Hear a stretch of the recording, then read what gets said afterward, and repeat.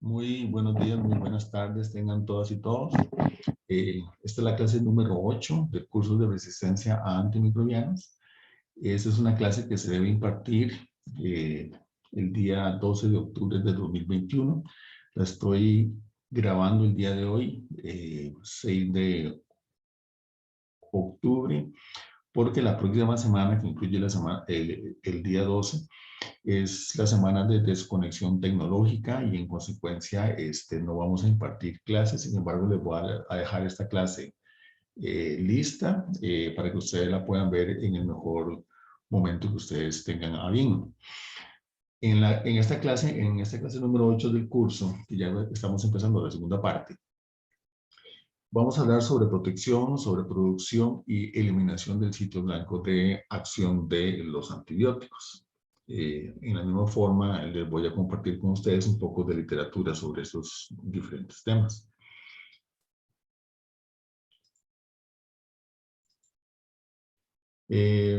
Hasta ahora, nosotros hemos discutido varios mecanismos de resistencia, una impermeabilidad en la superficie de la célula bacteriana, bombas de flujo, inactivación o modificación enzimática de los antibióticos, cambios en la estructura química o física funcional del sitio blanco.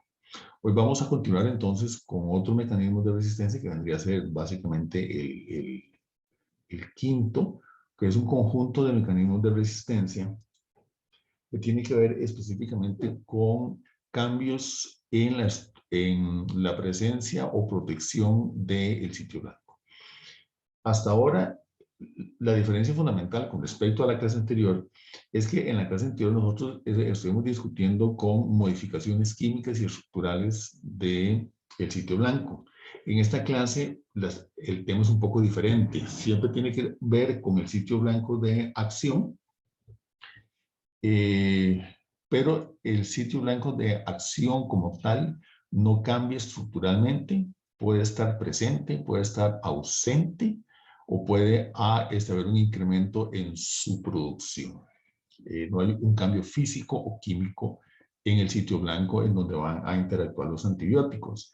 Hoy vamos a discutir entonces sobre tres mecanismos. Uno que tiene que ver entonces con la protección del sitio blanco, de manera tal entonces que hay una disminución de la afinidad por el antibiótico y se bloquea pues entonces la interacción con el antibiótico.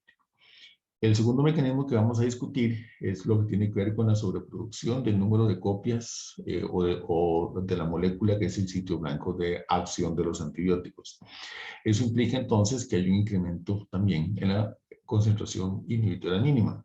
Y luego vamos a discutir un caso en particular sumamente interesante que es la eliminación completa del sitio blanco de acción. Es un caso particular que se describe en una bacteria que se conoce con el nombre de Burkholderia pseudomallei y su resistencia al ceftazidime. Entonces, vamos a ver que estrictamente hablando no hay una modificación química del sitio blanco, sino que hay cambios debido a una protección, a una sobreproducción o a la eliminación del sitio blanco de acción. Vamos a desarrollar en primer lugar lo que tiene que ver con la resistencia a las tetraciclinas y después vamos a hablar un poco sobre las resistencias a las fluoroquinolonas, específicamente en el contexto de los mecanismos de factores de protección que nosotros vamos a encontrar en bacterias, como dos de los ejemplos posiblemente más importantes y más estudiados. Las tetraciclinas es uno de los grandes grupos de antibióticos que se descubrieron en la década de 1940, en la era de oro de los antibióticos. El primero que se describe fue la clorotetraciclina, que es un antibiótico que se produce por una especie del género Streptomyces, que recientemente ha sido reclasificada esa especie a el género Quitazatospora.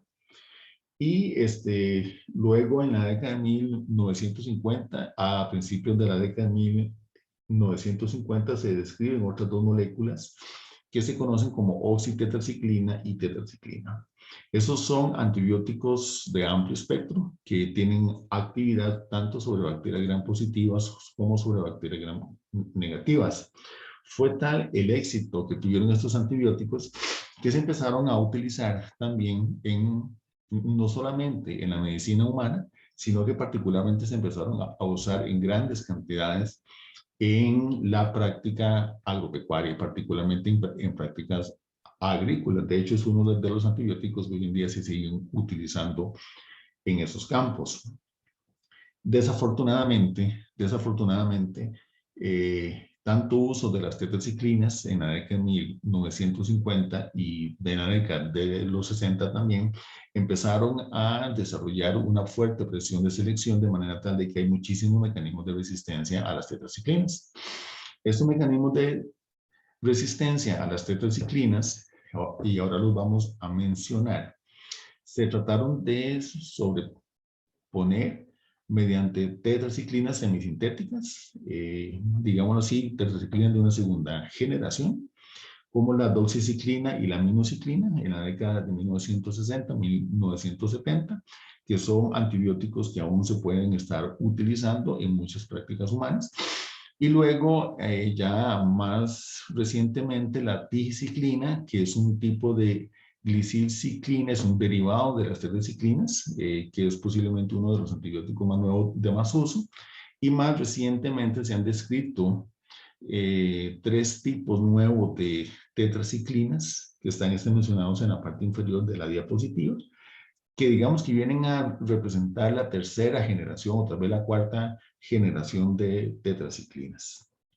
Interesantemente, para todos esos antibióticos, a pesar de que son descritos recientemente, ya han desarrollado resistencia a todos estos antibióticos, y estos mecanismos de resistencia no son sustancialmente distintos a los mecanismos de resistencia que se generaron por el uso de las tetraciclinas naturales o las tetraciclinas semisintéticas. Ya para todos estos antibióticos, los más nuevos, particularmente la tigiciclina y las últimas tetraciclinas, ya existe resistencia clínica reportada.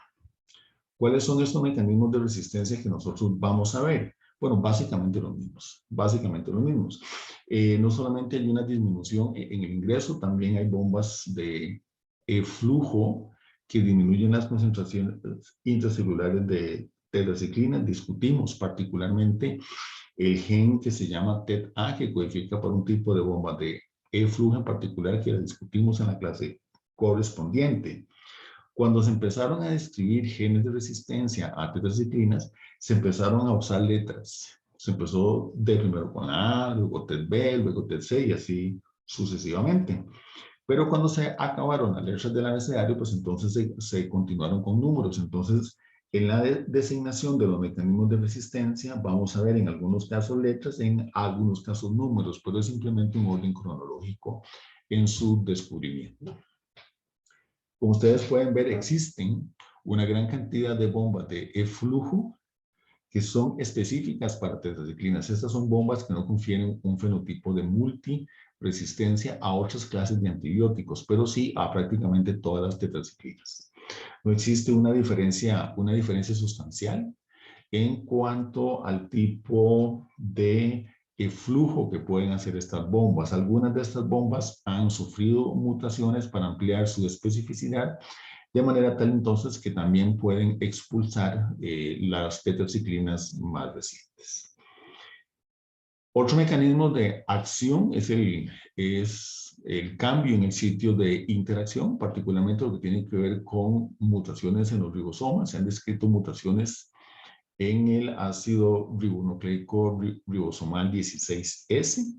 Para recordar, las tetraciclinas son antibióticos que interactúan con la subunidad 30S, con la subunidad pequeña de los ribosomas bacterianos.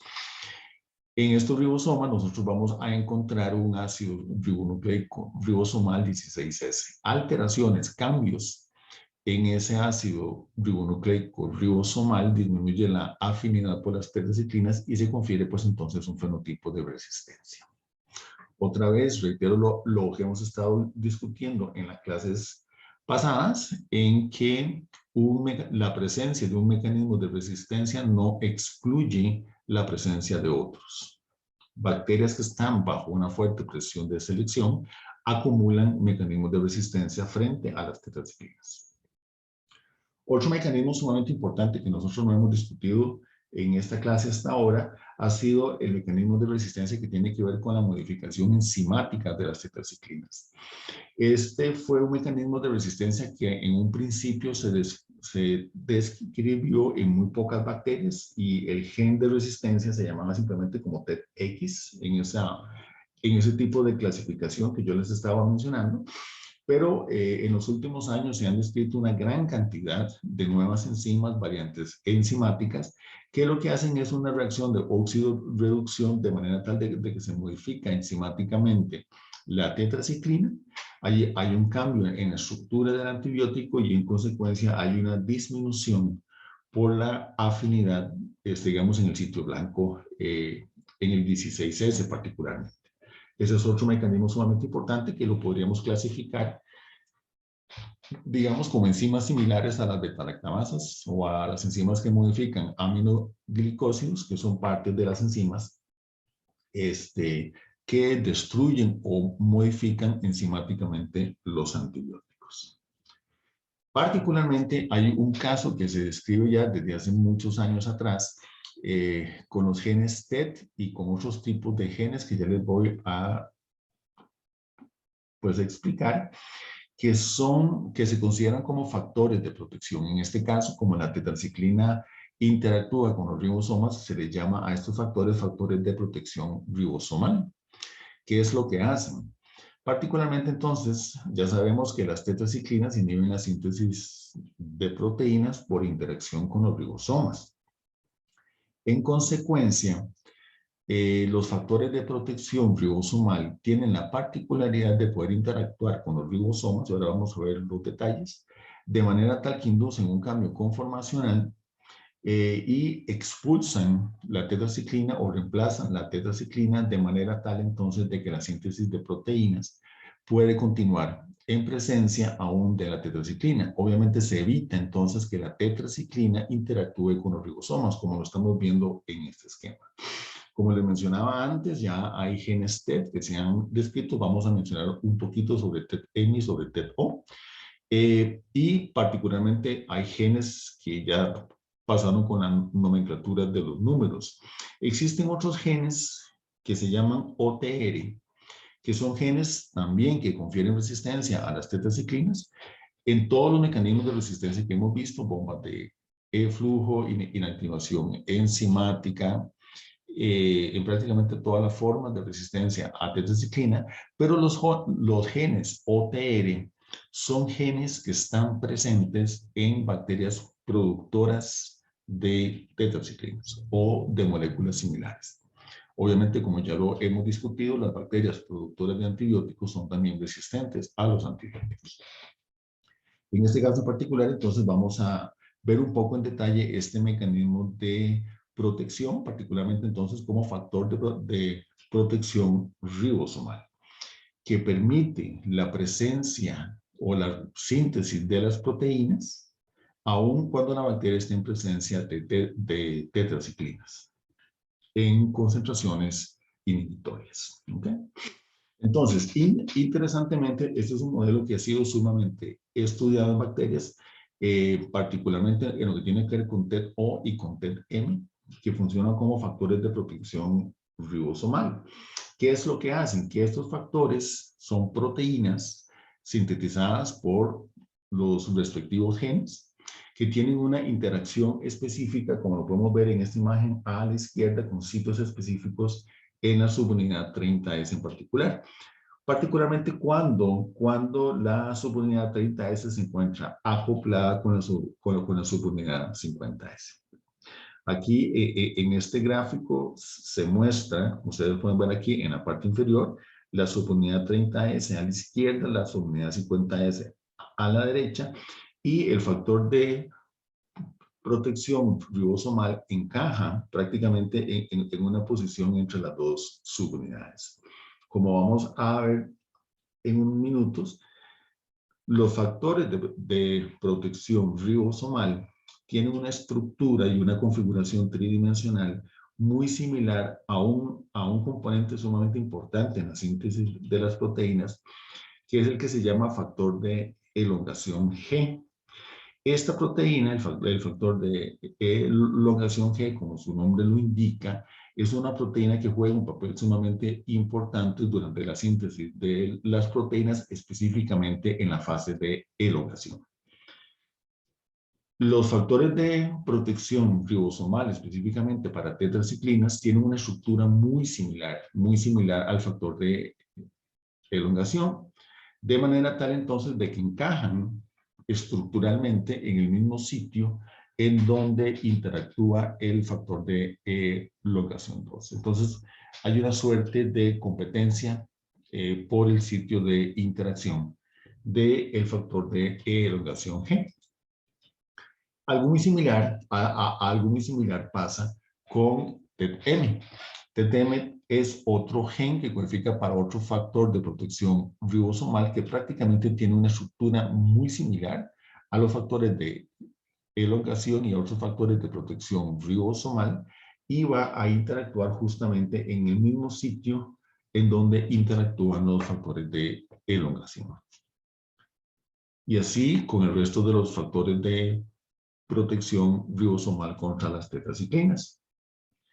Existe en consecuencia, como les mencionaba, una similitud estructural de estos factores de protección ribosomal con el factor de elongación EFG. Y esto, por supuesto, nos indica a nosotros que si tienen una estructura muy similar, es porque sus genes, los genes que codifican tanto para el factor de protección ribosomal como para el factor de elongación, tienen un mismo origen evolutivo.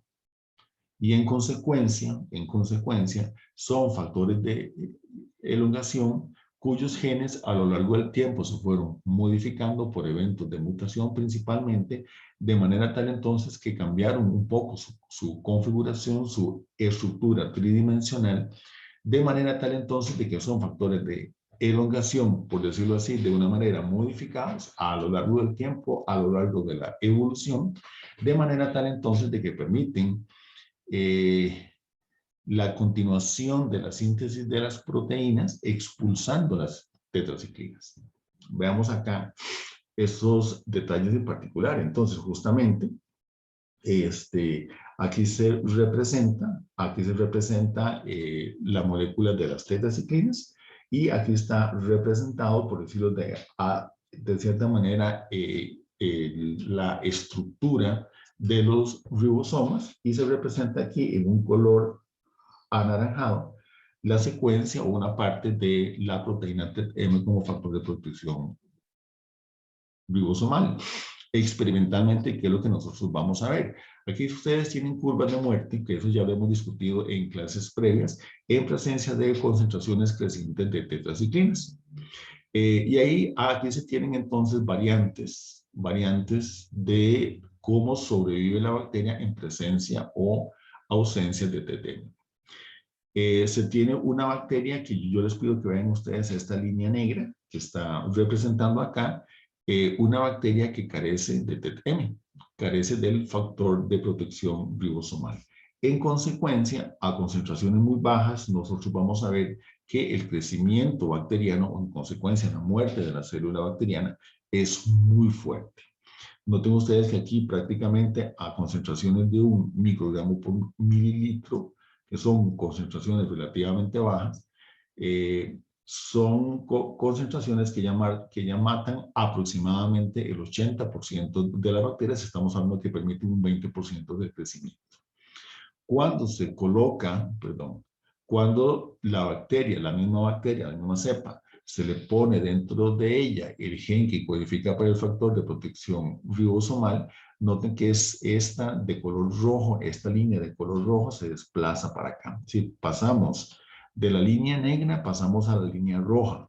En este caso, lo que nosotros vamos a ver entonces es que prácticamente a una concentración de 1, el 100% de las bacterias se sigue multiplicando y se tiene que alcanzar prácticamente una concentración de 10, o sea, 10 veces más, de 10 microgramos por mililitros, para ver entonces un efecto inhibitorio en un porcentaje importante de las células bacterianas. Las otras versiones que estamos viendo aquí son mutantes de TET-M que permiten describir cuáles son los sitios importantes de TET-M en esa, pues, interacción. Noten que hay cambios en TET-M que hacen entonces que caiga desde la línea roja hasta estas otras líneas. Eso significa que son cambios que inactivan la función de TET-M y la bacteria entonces recupera sensibilidad a las tetraciclinas. Así es básicamente entonces como nosotros vamos a ver que funcionan estos factores de protección ribosomal.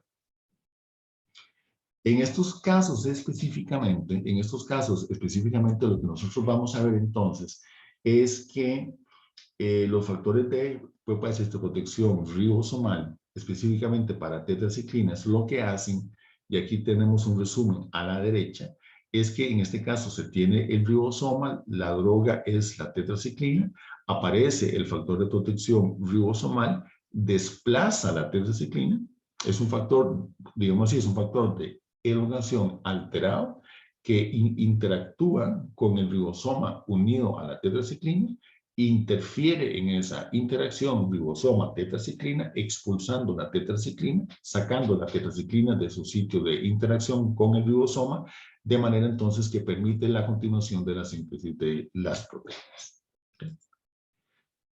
En fluoroquinolonas también nosotros vamos a ver factores de protección.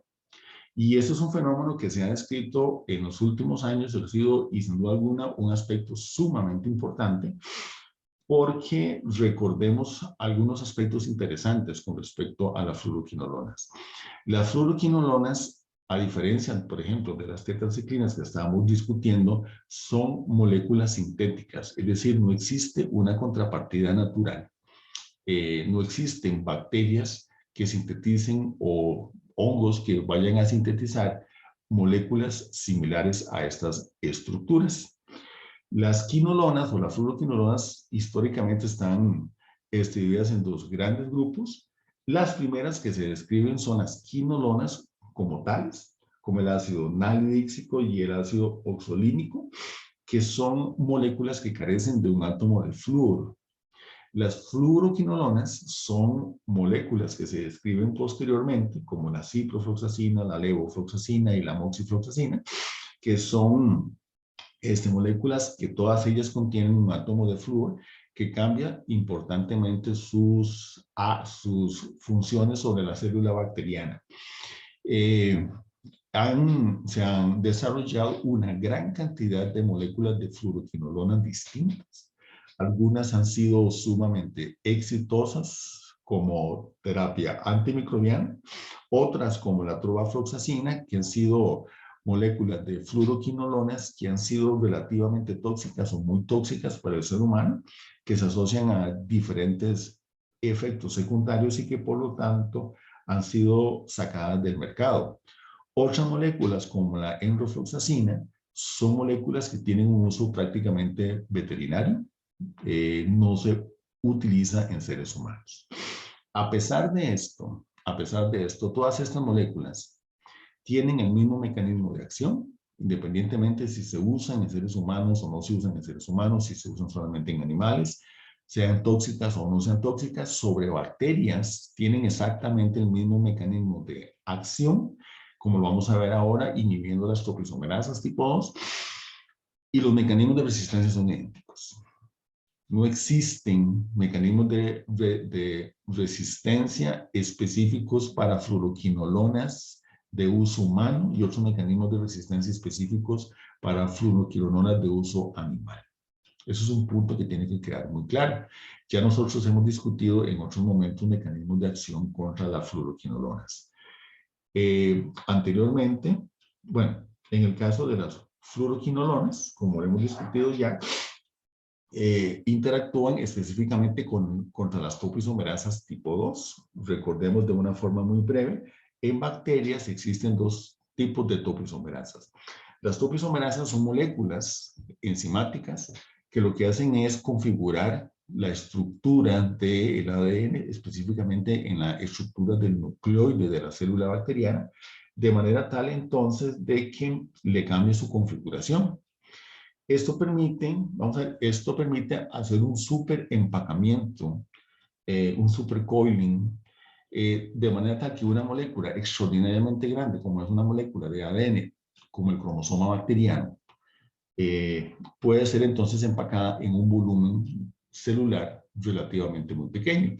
Ese es un proceso sumamente dinámico porque a pesar de ese gran empacamiento que tiene la molécula cromosomal del ADN bacteriano, se necesita que se expongan regiones durante el proceso de replicación, durante el proceso de transcripción, durante los procesos de reparación de lesiones, durante los eventos de recombinación. En consecuencia, las topoisomerasas juegan un papel sumamente importante. Las topoisomerasas tipo 1 realizan un corte en la molécula de ADN, de manera que cortan solamente una hebra.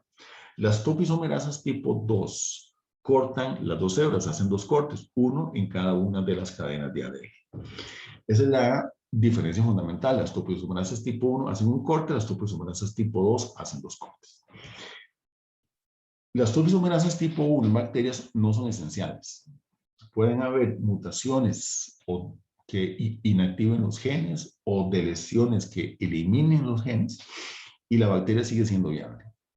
Las topoisomerasas tipo 2, sin embargo, son enzimas que resultan esenciales para la célula bacteriana y en consecuencia su inhibición tiene un efecto de antibiosis. Por eso es que las fluoroquinolonas se utilizan en el tratamiento de infecciones bacterianas. En bacterias en general, nosotros vamos a encontrar dos tipos de topoisomerasas tipo 2, lo que se llama la ADN girasa o topoisomerasa 2 y la topoisomerasa 4. En general, mutaciones en estos genes, como ya lo discutimos en la clase previa, confieren entonces algún grado de resistencia a las topoisomerasas. En general, las ADN girasas tienden a ser más importantes en bacterias gram negativas.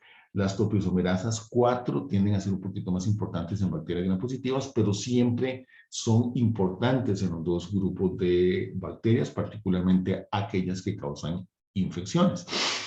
Esta es una estructura de la ADN girasa, que está en un color púrpura. Se describe aquí la cadena de ADN y aquí se muestra la interacción de la ciprofloxacina en justamente junto del ADN con la ADN girasa. La interacción de las fluoroquinolonas requiere la unión de la ADN girasa con el ADN, particularmente después de que ha hecho el corte. Es decir, el sustrato de interacción específico es justamente este en donde la topoisomerasa, que no está representada acá, ya hizo los dos cortes. Y es ahí donde actúan las fluoroquinolonas de manera tal entonces de que mantienen este corte, lo mantienen en la célula, en la molécula de ADN. Y es ahí donde tiene pues entonces el efecto inhibitorio, ausencia de crecimiento bacteriano.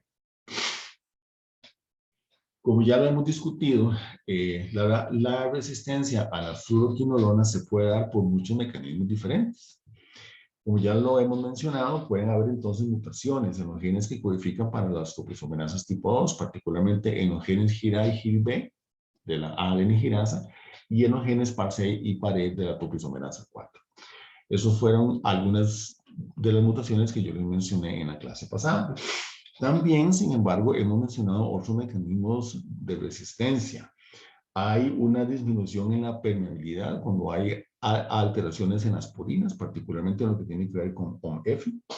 También mencionamos modificaciones enzimáticas por algunas enzimas. En particular, hay una enzima que se describe como mecanismo de resistencia a los aminoglicósidos, que acumuló mutaciones, indujo cambios estructurales en la enzima, de manera tal entonces de que no solamente modifica aminoglicósidos, sino que también hace una modificación enzimática de fluoroquinolonas inactivando el antibiótico.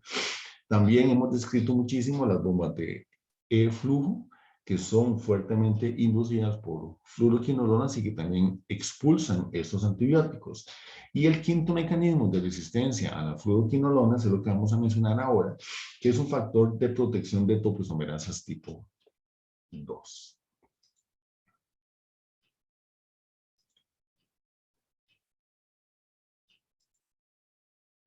Muy bien. Estos factores de protección se llaman QNR. Son proteínas que tienen una interacción específica con las topoisomerasas tipo 2. ¿Okay? Que permiten entonces su función, la función de las topoisomerasas, aún en presencia de las fluoroquinolonas. Estos genes se describen inicialmente en bacterias gram negativas, específicamente en Klebsiella, pero prácticamente se han descrito posteriormente en muchos otros grupos bacterianos, particularmente en enterobacterias, y que están ubicados usualmente en plasmidos conjugativos. ¿Qué significa esto? Que entonces se pueden dispersar entre muchas especies diferentes de enterobacterias. Este gen aparentemente se originó en una bacteria ambiental que se conoce con el nombre de Shigella algae. Las bacterias que pertenecen a este género son muy similares a las pseudomonas.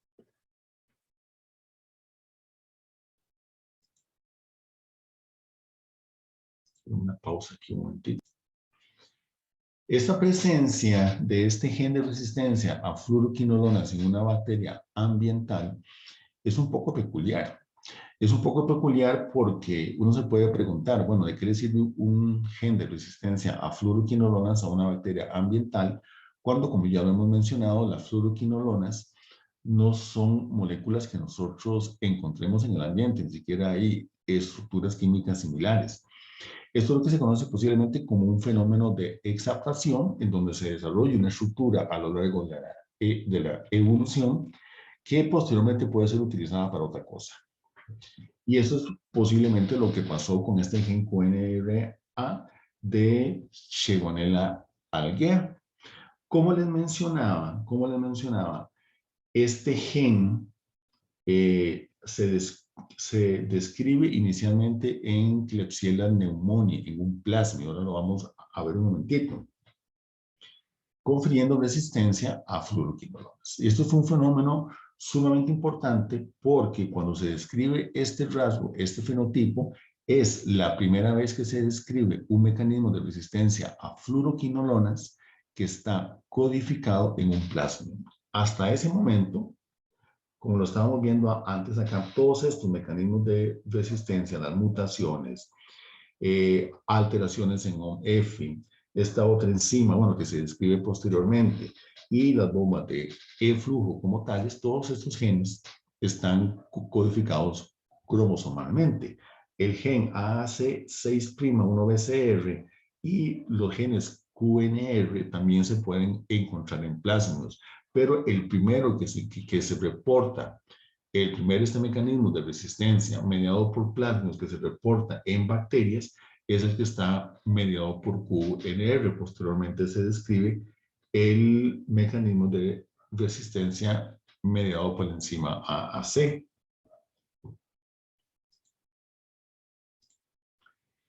En este caso en particular, entonces, este factor de protección tiene un fenómeno, tiene un rasgo sumamente interesante, que fue lo que se describe y llamó poderosamente la atención.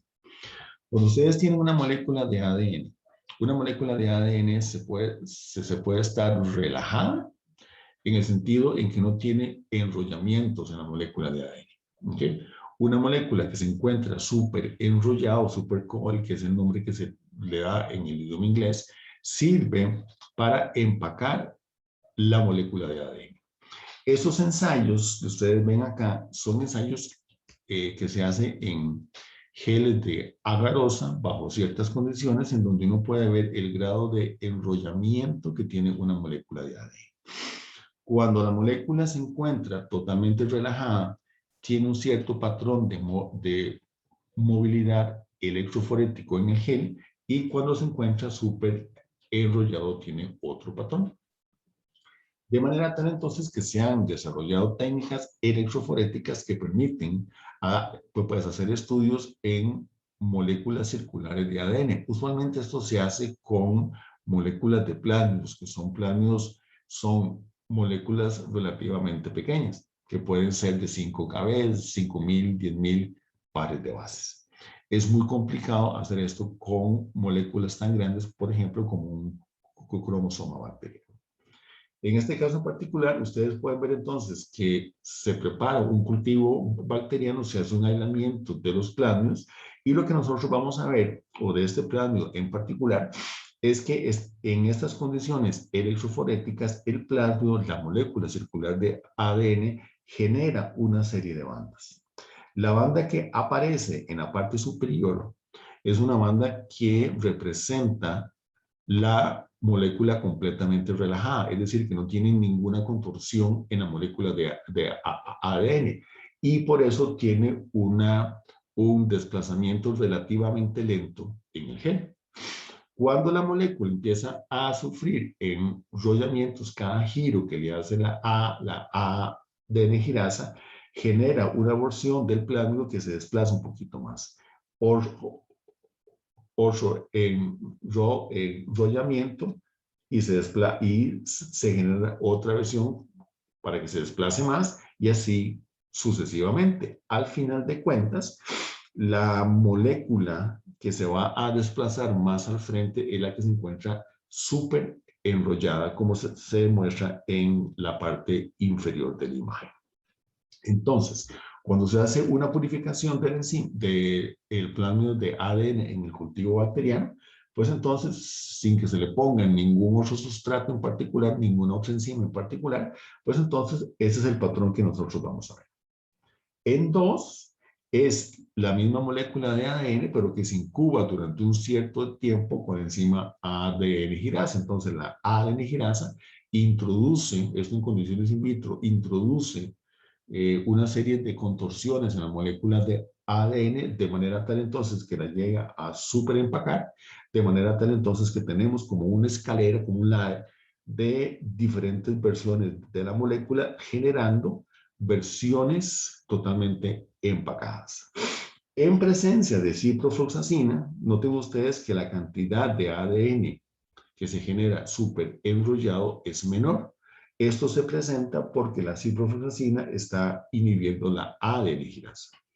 Pero cuando se incuba el ADN junto con la girasa para que superenrolle el ADN y la ciprofloxacina para que inhiba la actividad de la ADN girasa, pero le ponemos el factor de protección, noten que se pierde aquí el efecto inhibitorio de la ciprofloxacina. Es decir, el factor QNR permite el superenrollamiento de la molécula de ADN en presencia del antibiótico, en presencia del mecanismo de inhibición de la actividad de la topoisomerasa. Esto significa que el factor QNR es un factor de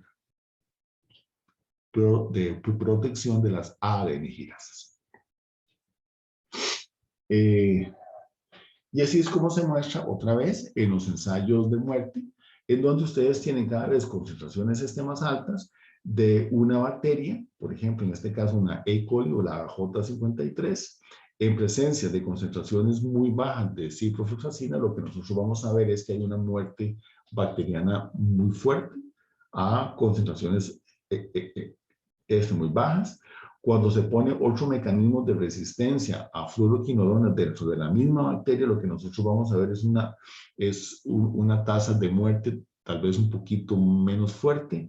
Y cuando se pone el factor de protección ribosomal, entonces lo que se va a ver acá entonces en consecuencia es que hay también una disminución en la tasa de muerte de las células bacterianas. En consecuencia, vean ustedes que esos son dos de los mecanismos de resistencia que disminuyen la tasa de muerte, es decir, están confiriendo resistencia, por lo menos en condiciones de laboratorio. Ok. El primer plásmido que se describe, como les estaba mencionando, es un plásmido en Klebsiella pneumoniae, que es el plásmido que ustedes ven en la figura de la izquierda. Ese plásmido recibió la designación PMG252. Es un plásmido relativamente grande, de 185,000 pares de bases, en donde tiene muchas de las funciones que ya nosotros hemos discutido. Es un plásmido conjugativo, es decir, es un plásmido que puede pasar de una bacteria a otra, particularmente en bacterias que pertenecen a la familia Enterobacteriaceae. Y tiene particularmente una región que ellos la denominan como una isla de resistencia. Una isla de resistencia es una isla genómica, que ya lo hemos discutido, como muy similar al caso del gen MECA, que se encuentra en una isla genómica, en un elemento genético con muchos genes de resistencia. Algo muy similar estamos viendo nosotros acá, en donde es una isla de resistencia que contiene resistencia a mercuriales, contiene resistencia a sulfas, a diferentes tipos de antibióticos, y es aquí donde se describe el gen QNRA. Este es un gen, como les estaba mencionando antes, que viene de una bacteria ambiental y que por algún evento de recombinación logra instalarse en este plano conjugativo. Ya más específicamente, y eso es un detalle, este mismo detalle que estamos viendo acá, es esto que está representado aquí. Aquí ustedes tienen el gen QNRA, que como ustedes pueden ver, aquí está asociado a otros genes de resistencia, particularmente a un gen que se llama QAC, que codifica para una bomba de flujo. Aquí hay una beta-lactamasa, aquí hay un mecanismo de resistencia a aminoglicósidos. El gen CML codifica para una bomba de flujo para fenicoles. El gen CATB es un gen de resistencia a fenicoles, de la misma manera, etcétera, etcétera. Entonces, noten ustedes aquí, hay un conjunto de genes asociados, vinculados entre sí.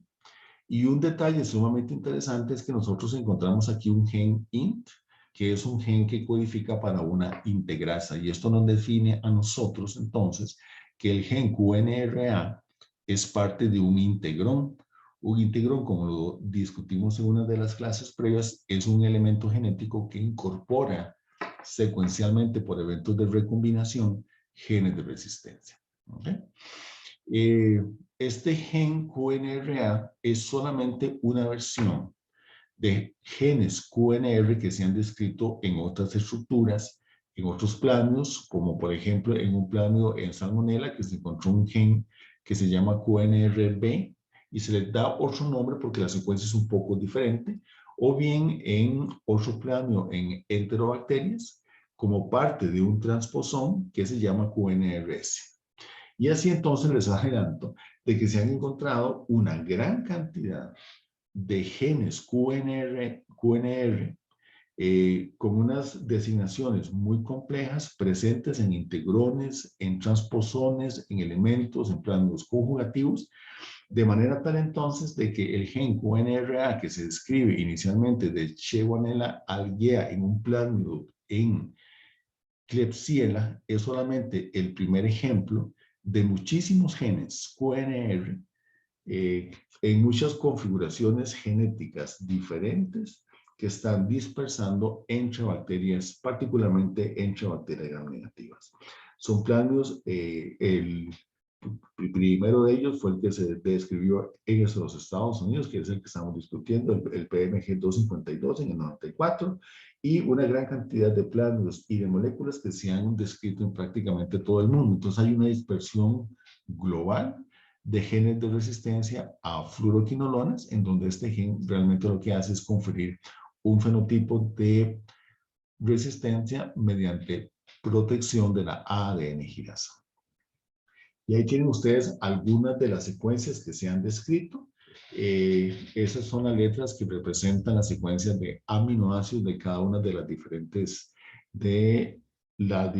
versiones de la proteína QNRS. A, B, S, C, D y otras más que se han descrito ya más recientemente. Algo que denota, sin embargo, la estructura de todas estas proteínas es que generan una estructura, generan una supuesta estructura que asemeja la molécula de ADN. Y eso es algo sumamente interesante, como una secuencia de proteínas hace que la proteína pues, vaya a formar como si fuera una hélice, que ustedes vemos acá. Esto que está aquí no es ADN, sino que es la estructura de una de las proteínas QNR, que lo que hace entonces es asimilarse a el sitio, como si fuera una molécula de ADN. De manera tal, y eso es algo interesantísimo, de manera tal entonces de que si esta es la estructura de la proteína QNR, ¿okay?, que es la que protege a las girasas, esta proteína asume una configuración como si fuera una molécula de ADN y encaja perfectamente en el sitio de interacción con el ADN. De manera tal entonces de que en la interacción QNR con la girasa, con las subunidades gira y GIRB de la girasa, el factor QNR se intercala en el sitio de interacción con el ADN, permite la interacción del ADN con la girasa, con las subunidades gira y GIRB, pero bloquea la interacción de la fluoroquinolona. De manera tal entonces que la girasa puede continuar con su función como topoisomerasa aún en presencia de fluoroquinolona. Ese es un mecanismo de resistencia mediante un factor de protección de la ADN girasa. Esto en cuanto a los mecanismos de resistencia que constituyen protección del sitio blanco. Hay otros cuantos casos más, pero lo vamos a dejar hasta acá.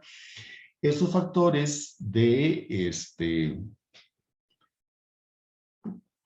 protección del sitio blanco, sea de los ribosomas o de la girasa, noten ustedes que no inducen un cambio químico o físico en el sitio blanco, o sea, en la girasa o en los ribosomas, sino que estos factores de protección lo que hacen en síntesis es permitir el funcionamiento de esa función metabólica esencial, sea la síntesis de la proteína o bien el caso de la actividad de la topoisomerasa tipo 2 en presencia de las drogas.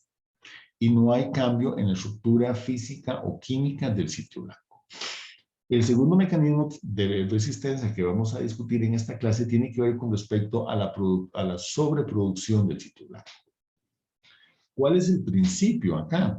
El principio es que si nosotros, si la bacteria sintetiza más sitio blanco, si va a sintetizar más ribosomas o va a sintetizar más enzimas o va a sintetizar más pared, en consecuencia se va a necesitar más antibiótico para que se inhiba esa función metabólica. Y si se necesita más antibiótico para que se inhiba esa función metabólica, estamos ante un incremento en la concentración inhibitora mínima, que es entonces un mecanismo de resistencia.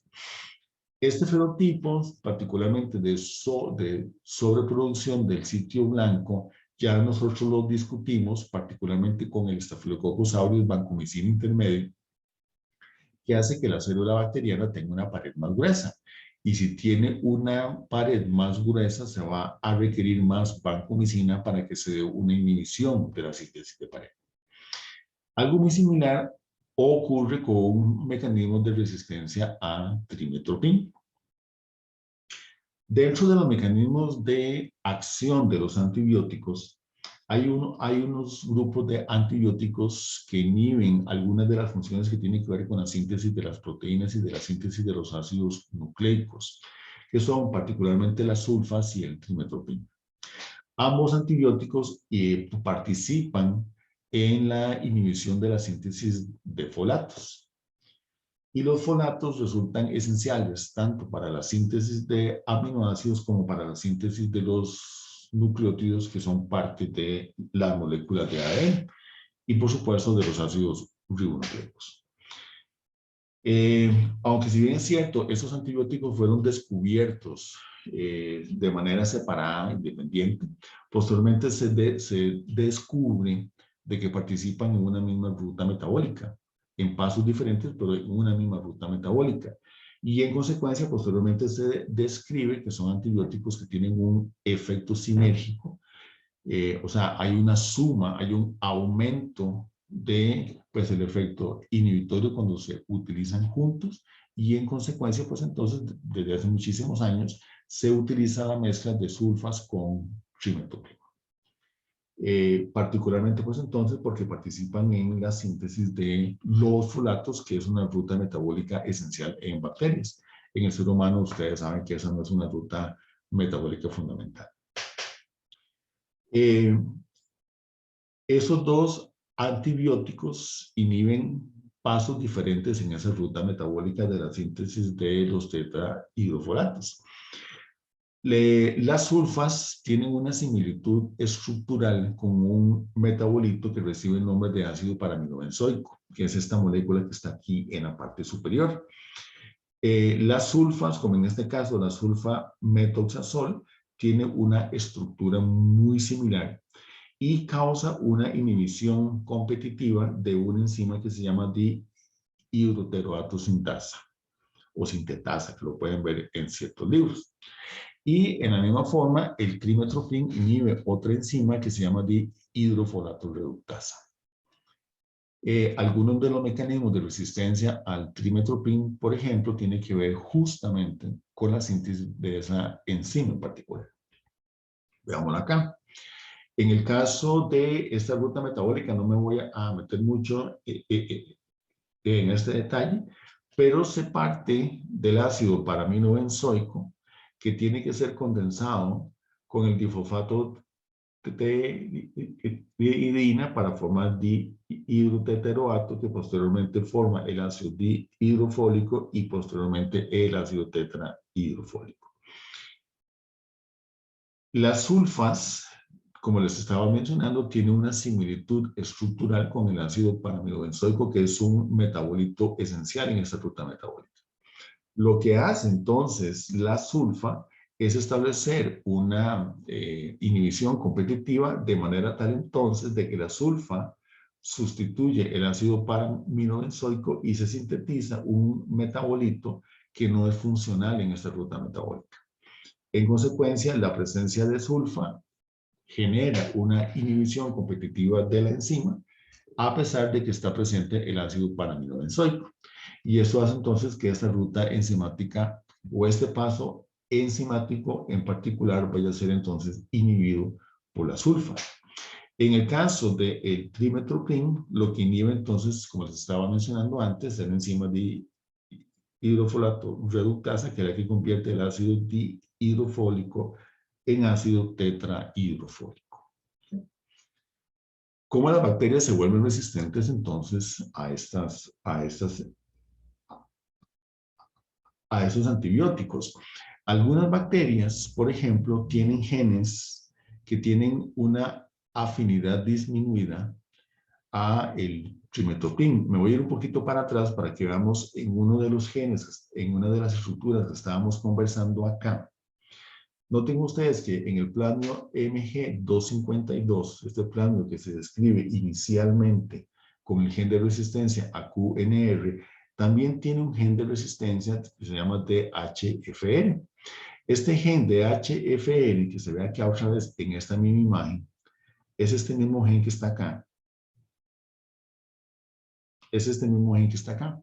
Esa es una versión mutada, variada. O sea, tiene una alteración en la secuencia de aminoácidos. Es una dihidrofolato reductasa que tiene una afinidad disminuida por el trimethoprim. Puede entonces hacer la síntesis del ácido tetrahidrofólico aún en presencia del trimethoprim.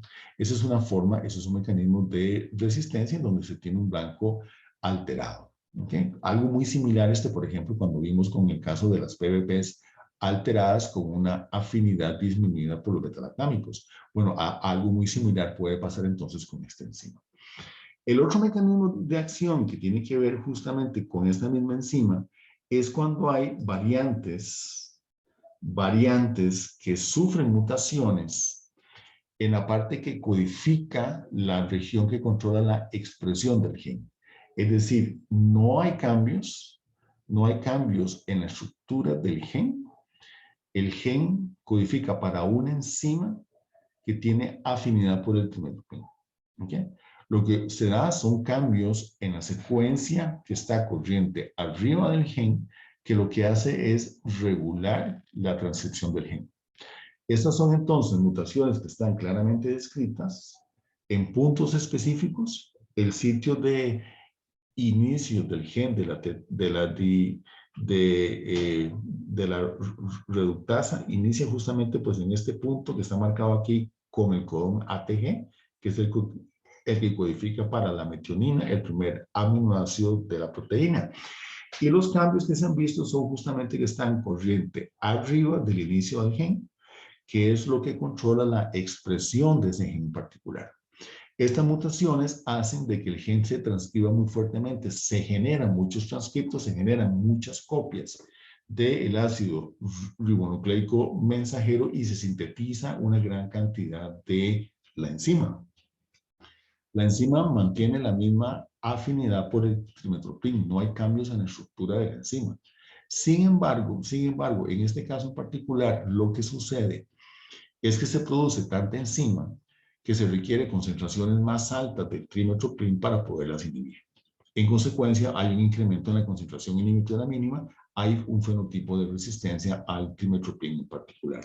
Noten ustedes que este es un ejemplo sumamente interesante porque, como bien les mencionaba antes, pueden haber mutaciones en el marco de lectura, en el gen que codifica para la enzima, que hace que se pierda afinidad por el antibiótico, o en este caso en particular, que las mutaciones están fuera del marco de lectura, el marco del gen, sino que las mutaciones están corriente arriba, y es entonces que el gen se vaya a transcribir más fuertemente, se sintetiza más enzima, y en consecuencia se requiere una concentración de antibiótico más alta para inhibir la cantidad de enzima que produce la bacteria. El otro fenómeno que se describe particularmente es que en estos casos en particular, puede haber que sea el mismo gen silvestre con la afinidad normal por el antibiótico, o pueden ser variantes que tienen una afinidad disminuida por el antibiótico, pero que se encuentran en integrones o se encuentran en plásmidos que permiten que se tengan no una copia, como sucede con el gen cromosomal, sino que puede ser que tengan 2, 3, 5, 20, 50 copias. Y en consecuencia también entonces hay un incremento en el número de transcriptos que se generan colectivamente a partir de todos esos diferentes genes, o bien hay una cantidad de enzima mayor. El tema de la dosis génica, o sea, del número de copias de un gen en particular, también entonces resulta fundamental. A un número de copias muy alto, la cantidad de enzimas que se produce es mayor y en consecuencia se requiere más antibiótico para inhibir esa mayor cantidad de enzima. Hay un incremento en la concentración inhibitoria mínima, hay un fenotipo de resistencia. A veces estos mecanismos se combinan y entonces se tienen fenotipos aún muchísimo más altos de resistencia. Interesantemente, noten ustedes que en este mismo plano que estamos describiendo antes, no solamente hay una versión de este gen que codifica para una enzima alterada, sino que también tenemos genes que se denominan SUL1, que son genes que codifican para un mecanismo de resistencia a sulfas. Específicamente, son versiones de la dihidrocarbonato sintasa que tienen afinidades disminuidas por azulfas. Y en consecuencia, si tienen una afinidad disminuida por azulfas, se puede continuar con esta ruta metabólica presente. Noten ustedes que estos dos genes están presentes. El gen, una copia de este gen, otra copia de este gen está presente junto con la reductasa. Y noten ustedes que todo esto está metido dentro de un mismo integrón junto con otros genes de resistencia. Ven ustedes que este elemento genético contiene beta-lactamasas, o sea, resistencia a antibióticos beta-lactámicos, resistencia a aminoglicósidos, resistencia a fenicones, resistencia a sulfa y resistencia al trimethoprim, en un solo elemento genético. Cuando esta bacteria gana este gen, adquiere en un solo evento genético, en una sola conjugación, tiene un fenotipo de multiresistencia gracias a este plasma en particular. ¿Bien? Y por supuesto que la resistencia a las quinolonas. Y en la misma forma, esto es una versión un poquito más fina. Cuando se ve aquí, por ejemplo, la presencia o el incremento en la transcripción, en la cantidad de transcriptos, porque se expresa mucho más transcriptos, que es una cuantificación de los transcriptos que confieren cada vez una mayor resistencia a el trimethoprim. Y simplemente esto hace que a mayor cantidad de transcriptos, mayor cantidad de enzima y mayor cantidad de antibiótico que se necesita para esa cantidad de enzima. El último ejemplo que les quiero mencionar en esta clase, que me parece un ejemplo casi que es único, yo no conozco otros que hayan sido como tan dramáticos como tales, es que no solamente o se protege el sitio de interacción del antibiótico, como estábamos mencionando, o se sintetiza en grandes cantidades, como en el caso de la pared, en las cepas de Staphylococcus aureus, vancomicina intermedios, o en el caso de la resistencia al trimethoprim, sino que en este caso en particular se elimina completamente el sitio blanco. ¿Okay? Uno podría pensar, bueno, ¿qué sucede entonces con ese proceso metabólico? Este ejemplo que les voy a mencionar se describe hace unos años con una bacteria que se llama Burkholderia pseudomallei. Es una bacteria que se ha descrito en prácticamente todo el mundo, tiene una dispersión sumamente importante. Los casos más importantes, sin embargo, se han presentado en el hemisferio sur. Hay casos que incluso hay aislamiento de esta bacteria que se han reportado en Costa Rica, específicamente aislamientos clínicos. Y esta bacteria antes se clasificaba como una pseudomonas. Es una bacteria similar, es una bacteria gram negativa no fermentadora, es similar en cierta manera a las pseudomonas. Es una bacteria que se cultiva relativamente fácil. Como todas estas bacterias no son muy fastidiosas en términos de su crecimiento, se pueden recuperar en el McConkey, se pueden recuperar en el agar sangre, y como lo vemos es una bacteria típicamente como un bacilo gram negativo. Esa es una infección grave. Usualmente es una infección sistémica, no voy a conversar sobre esta infección, pero es una infección grave al punto tal de que Burkholderia pseudomallei ha sido considerada potencialmente como una arma bioterrorista. Su genoma ya fue secuenciado. Esta es una de las bacterias, interesantemente, que tienen dos cromosomas diferentes. Uno se le llama el número 1, otro se le llama el número 2. Ven ustedes que tienen tamaños diferentes con contenidos de genes diferentes. En esta bacteria se han descrito varios mecanismos de resistencia. Se ha descrito una beta-lactamasa cromosomal que se llama PENA.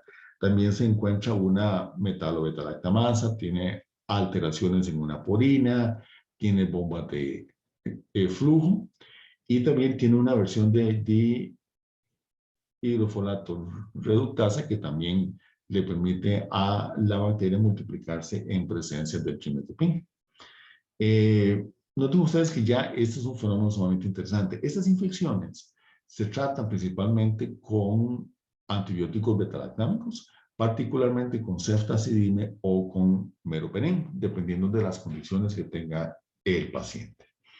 Interesantemente, hace algunos años, en el 2011, hace como 10 años, se describe una versión, una cepa de Burkholderia pseudomallei que presentaba resistencia a ceftazidime, que esto es un rasgo muy inusual, porque esta resistencia no está mediada por las beta-lactamasas, ni por las porinas, ni por las bombas que les estaba mencionando anteriormente. Este es un medio de cultivo Ashdown que es un medio selectivo específico para esta bacteria, que permite el cultivo de esta bacteria. Contiene este cristal violeta y contiene gentamicina, de manera tal entonces que elimina las bacterias contaminantes.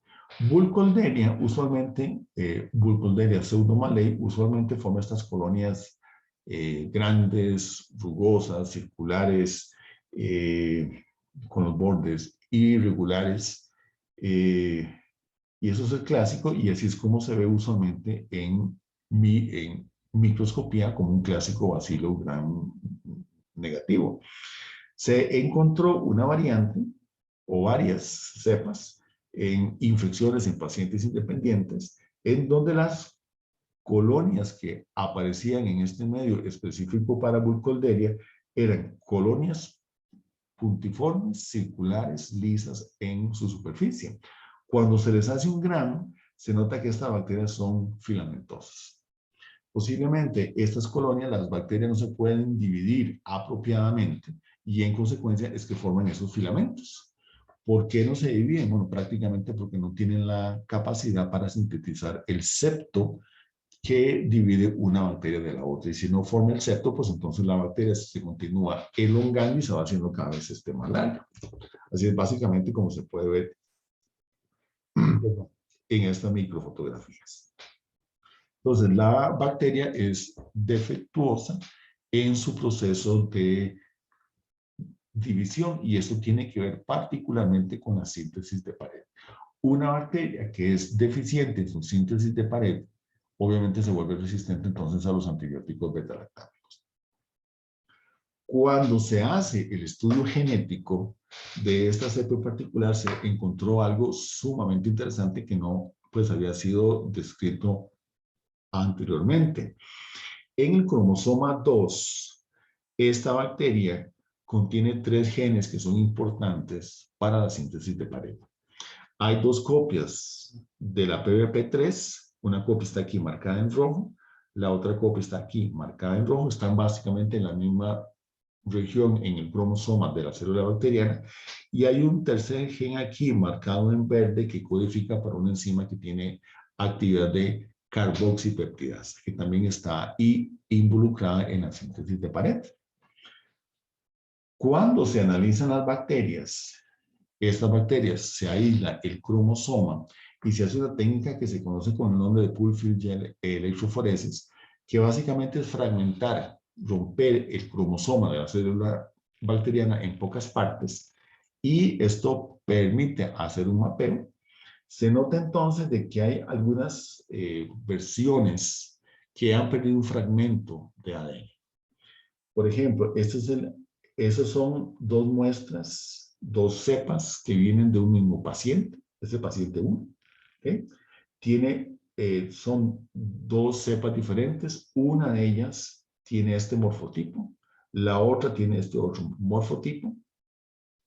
La cepa con el morfotipo clásico, digamos, con la colonia grande, rugosa y las bacterias en la tensión de Gram, que se ven como células individuales, tiene este patrón.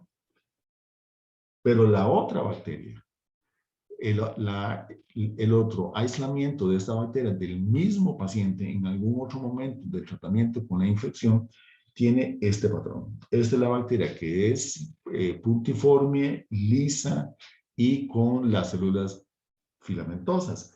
Y se nota acá, y yo les marco aquí la diferencia, que hace falta un fragmento. Cuando se analizan las otras cepas de otros pacientes que tienen infecciones por Burkholderia pseudomallei resistentes a ceftazidima, se ve en la misma forma que pierden un pedazo de ADN.